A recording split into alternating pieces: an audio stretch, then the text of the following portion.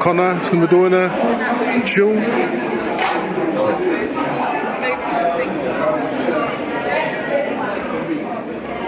Great relationship with my mum. Love my mum. Love my mother. We got all the mothers in the world. My gosh. Right? So, to give you an insight, life at home, fruitful. Fruitful, honestly. Real talk. You guys are saving lives. You guys are saving lives. I was raised by the community. What I didn't find at home, I found in the local youth club. I found in my Tenants and Residents Association. Honestly, I'm supposed to be a statistic.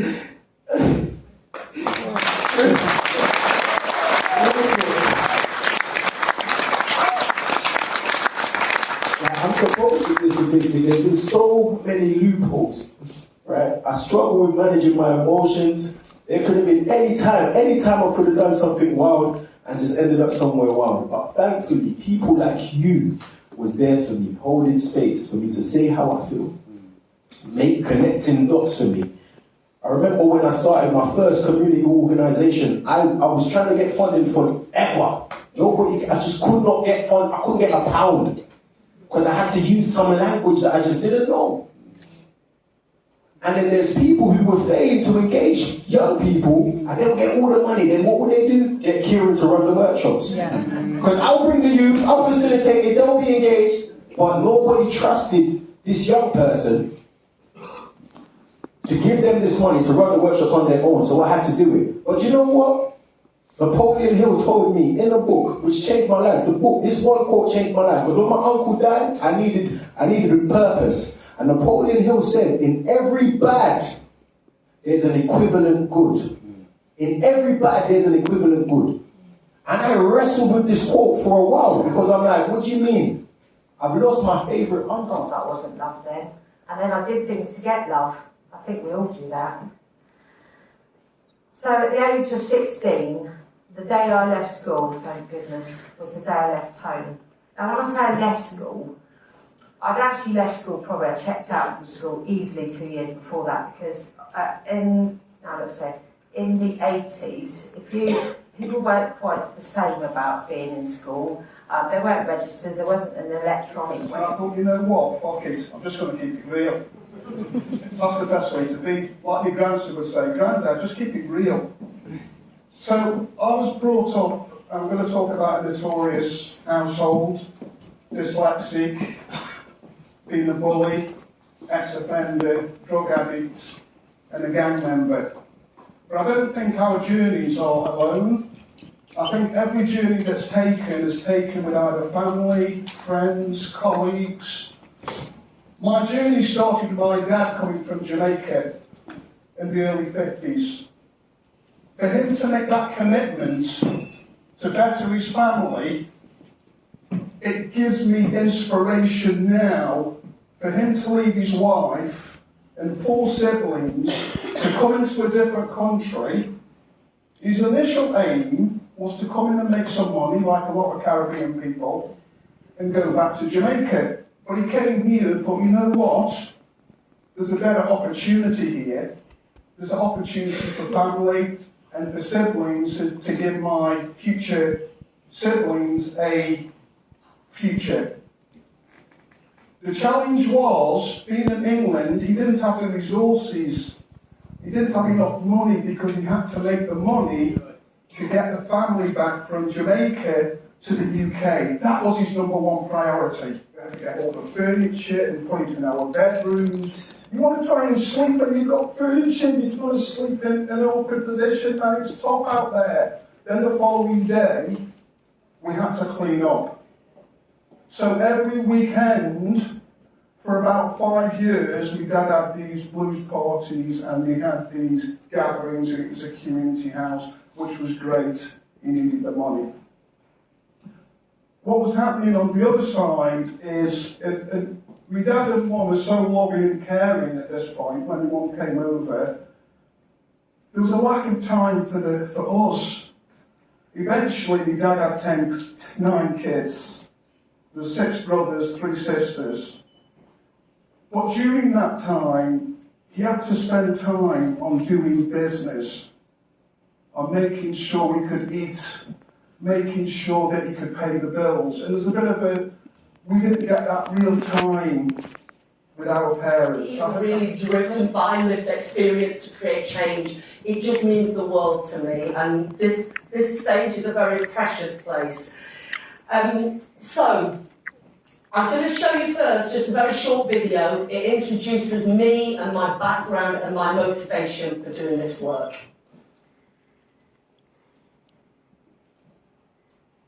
We need sound. Oh, stand by. Hang on, let's see. Stand by.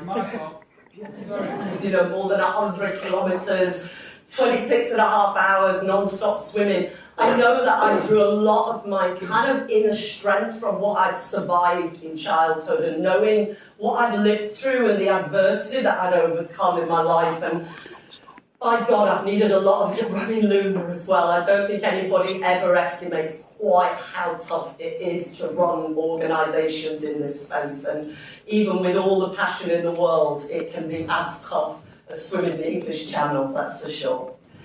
So our story at Luna, as you saw, it very much born out of my experience losing my dad to suicide. I was 9 years old when he ended his life.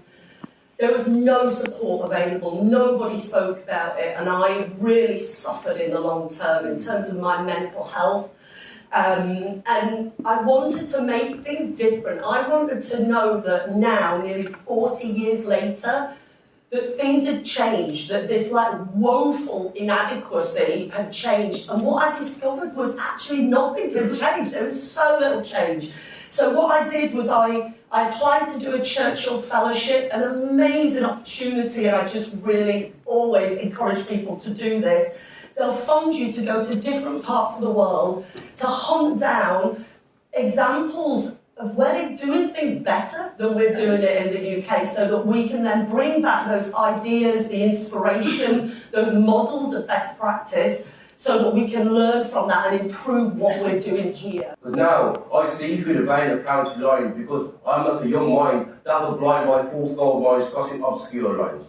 And in hindsight and reflection, never questioning perceptions, innocently expecting acceptance, and realise I was failed by institutional rejection. And I questioned my first social worker. Did he really see me? Or just a young adult folk? Or did he fear getting it wrong? And I wonder whether the system recognises vulnerability of race-based trauma of multi-ethnicity. Because sometimes I see flashbacks of race-based trauma distress expressed being deemed irrelevant because salient characteristics are missed, with assumptions on language, behaviour and abilities. And this intersection with responsibilities of affinities for the lost in a process of polarisation of non-typical and typical, being squeezed into descriptions and not seeing multifaceted prisms. Disabilities are stigmatised in communities, with generational blame and no diagnosis and access to support because of shame. The same are suspicious of authorities' attitudes lacking and not understanding BAME. Or maybe we write address early. Neurodivergence would not disproportionately be represented in custody. And maybe I would not have thought how different my walk rather than conform as others. And now, in middle age, I discover letters after my name, accolades and some acclaim. No plan due, no review, send assessment at any stage. A vacuum pipe to fight a woman who was attacking her in the street. So much violence and so much racism I remember in my early childhood. That, to me, that was normal. I remember going to school, and as we were walking into school, there was a little plaque in the little garden area. And it said, "Today is the first day of the rest of your life." And I read that plaque every single day. And I remember that statement every single day, because we can't go through life living our yesterdays. We have to believe that there is better to come. So today is the first day of the rest of your life. I remember leaving school, primary school, my brother and my sister, and we had to go through a different gate where most of the black children left through. And every day we had to literally run home because we were chased by these dogs that belonged to this racist family. And that was my every single day. At home, life wasn't so much easier. You talked about being the dark one, well, I was the skinny one. Child number 5 or 6, and every single day there was teasing and bullying and attempts to break my bones. So home wasn't really like somewhere where it was comfortable for me, where I wanted to be, because of the constant teasing and the bullying and the constant being butt of other people's jokes. Family members, family friends, siblings' friends were all allowed to tease me about my size. And I remember begging my mother one day, I'm pleading with her, please tell them to stop, it hurts me. And she laughed and said, I don't mean it, it's just a joke. But it really did hurt me. So I grew up not really having a safe space, but I was absolutely determined that I wanted to learn. So those of us who are black will remember, as children, we were given up 4 options of careers. You had to be a doctor, a lawyer, an engineer, or an accountant. You had to choose from one of those. And as a child, all I ever wanted to do was to help people, so I chose to be a doctor. And I genuinely did love the sciences. I would spend my time on my own, poring through books and just imagining my life as being a doctor. When I got to secondary school, I thought, right, this is it, I'm going to really get my head down, I'm going to learn. And got into classes, and the teachers would say, you can't sit there. You can't sit where? You can't sit in the front of the class, go to the back of the class. Us as black children were not allowed to sit at the front of the class. They wouldn't give us textbooks, they wouldn't teach us. If you put your hand up, they weren't asking you to answer any questions, they were completely ignoring you. Do we all love Jude? Yeah!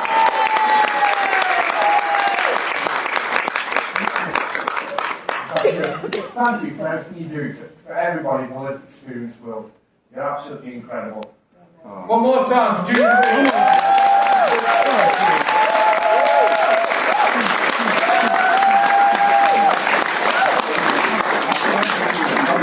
I was staying in this cage all day because I love football. And at that time I was playing for a lot of counties and districts, which means you're a high-level footballer at school age. And one day, I came home to my friend's house after a football match. His parents took us to a football match. And we went back to his house, and we had lunch. And he went to the toilet. When he went to the toilet, his parents said to me, what do you want to do when you grow up? So I said, a footballer, obviously. They started belly laughing. I was kind of threw back. So when they finished laughing eventually, I said to them, what was you laughing about? So they said, every kid your age wants to be a footballer. Or what's your backup plan? I'm like, what do you mean? I'm saying Danny wants to be a footballer. They're saying, yeah, we know Danny wants to be a footballer. Or we have our own business. So he's going to go to university and he's going to own the business after us if he doesn't make it as a footballer. Because every kid wants to be a footballer, that's your age. What's your backup plan? Little did they know, I haven't left the cage. So the only thing I know is the people I see. And the only people I'm seeing are drug dealers and shoppers. They're the only people making money that I even come across.